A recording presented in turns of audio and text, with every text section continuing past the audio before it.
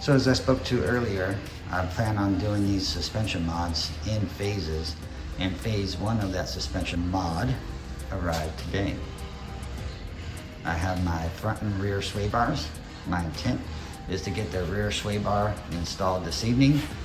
I did want to do some pre-sway bar video in car, however, schedule-wise did not permit. So we have an autocross scheduled for this Sunday, and I am going to do my level best to get some in-car video and my responses.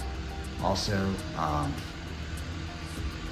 trying to do adjustments there might be a bridge too far, but I will certainly do my best. So without further ado, let's unbox. Okay, I think I can speak for everyone that we all love new parts day.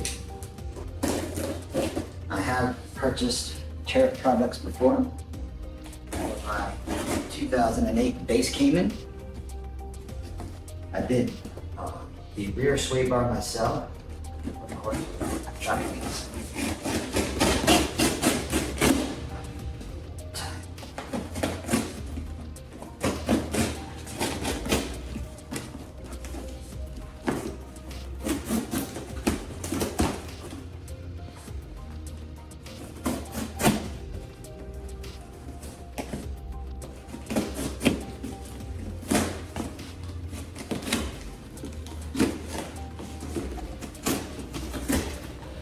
A little longer than I wanted it to. So I did, based upon my aviation experience, I did opt for the rubber covers for the drop links and the spherical bearings to try to get some longer life out of them. I will tell you, this front bar is massive. Wow. Wow. Yes. That one's much larger than my old 987.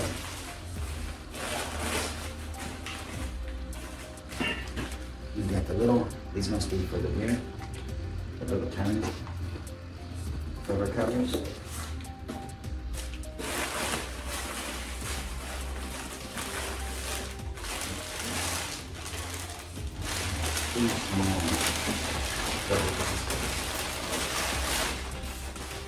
Interesting.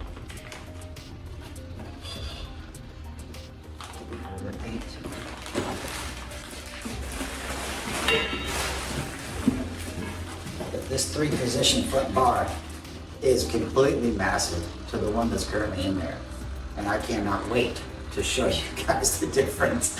I'm going to do a side-by-side on phase 2 of the sway bars, and I think it'll almost be comical on how much larger that.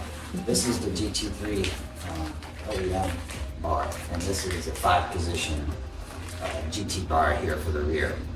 The front is a 3-position adjustment, and I will tell you, I've been getting some, the reason why I'm interested in getting these on the car is at turn 2 at Barber Motorsports Park, I get oversteer, which is unusual for a Cayman, with the 18s on.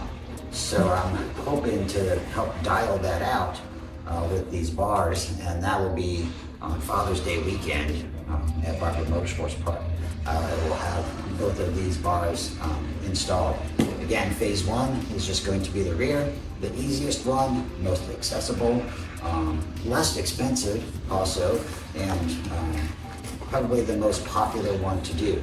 So I will autocross with just the rear, see what happens, and then I will put this on, and I'm not certain we'll have another autocross with the fronts as well, but certainly I'll have these on for the Barber Father's Day weekend. Okay, so what I wanted to show here is the 2 panels pulled off together. My piece of aero that I fabbed on my own, fastened to the GT3 body panel, and then I'll show you what it looks like naked without that.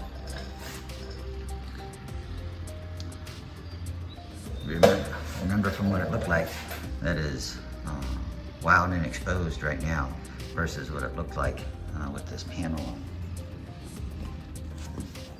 Try to get a side shot here as best I can. And again, this is the two pieces together, just flipped over. Okay, so I went ahead, like I stated during the unboxing, I splurged for the rubber booties that go over top of the spherical bearings to keep the dust and grime out to try to extend the life. Sadly, they do not come on from Tarett installed, so just to show you a technique that I found, insert it through the bearing hole, push the threaded portion down through the bottom, and be very, very careful. I'm using a Phillips screwdriver and inserting into and the hole for the bearing or the bolt hole, and about halfway up inside here, but securing it with my thumb. Be very careful not to slip your thumb, because you'll push your screwdriver straight through your rubber booty that you just purchased, and pull it up and over, working it left to right. There we go. Still have a thumb on it and release. And that's how you install a rubber booty. Okay, I'm gonna start a new segment to the channel that's called Things I've Learned During This Job. First and foremost, take the wheel off. It'll make your life a lot easier. I'm using a bicycle cone wrench wedged in there. If you wanted to grind down one of your 17s, that's fine, grind it down, or use a cone wrench. Let it rest on the exhaust. On the other side, I let it rest against the hub. It was opposite direction, and I have the socket on the back end. So I actually stopped myself. I wanted to put grease on these bolts prior to inserting into the uprights. However, I reminded myself years ago that grease and oil attract dirt, grime, and reminded myself and not to grease these. Keep these absolutely clean and dry as long as possible. So here is the new bar on top of the factory OE bar, and they came out to be 26, both at 26. The interesting fact, we have them clamped up vertically together, as you can see.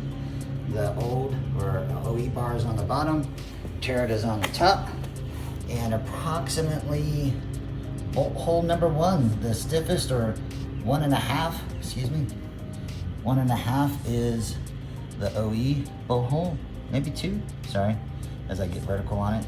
And then you can see the Tarett drop link, excuse me. So 2 is factory, and of course, as we know, farther out is softer, closer in is more firm.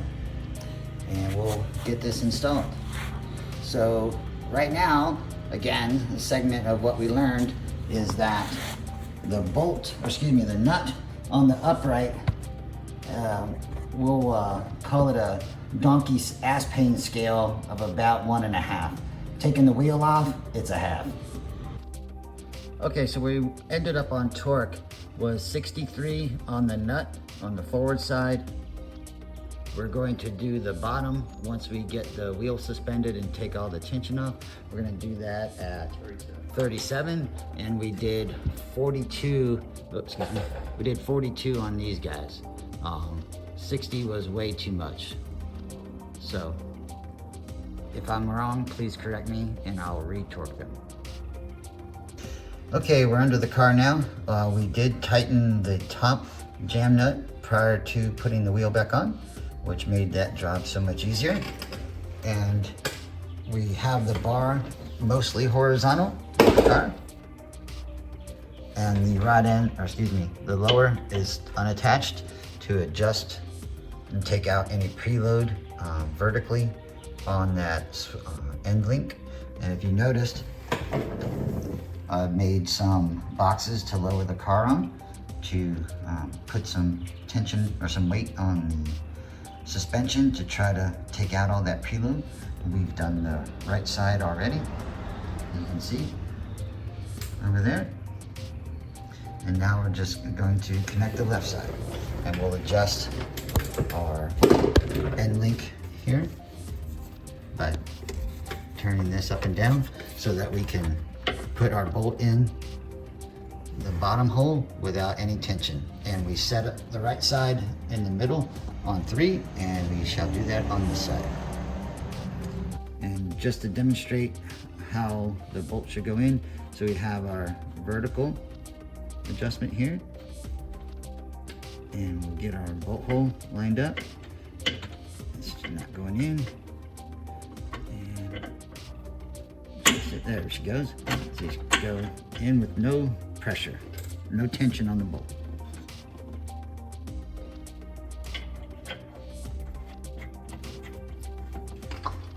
Put our thread locker type lock nut on there, and we'll torque it down.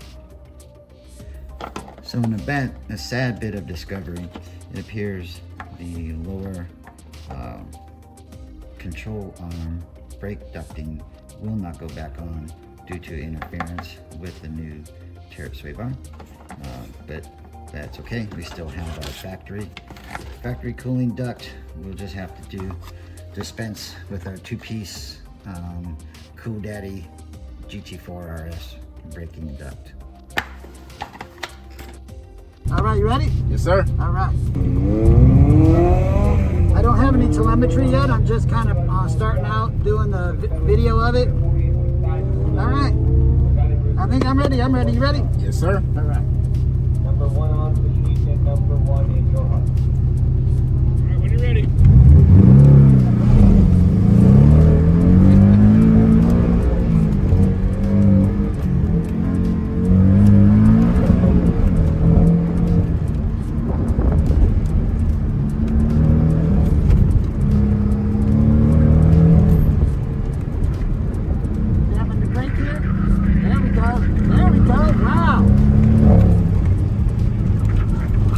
This thing's really turning now. I've never been able to turn like that before. What do you think?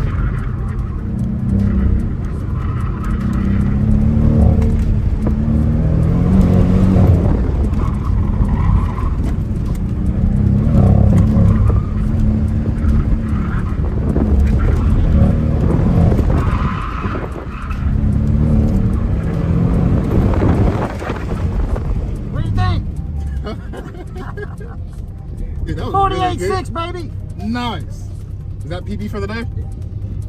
GTF 728.683 for Christopher. It's a clean baby. His best run on the 31.683 for Christopher.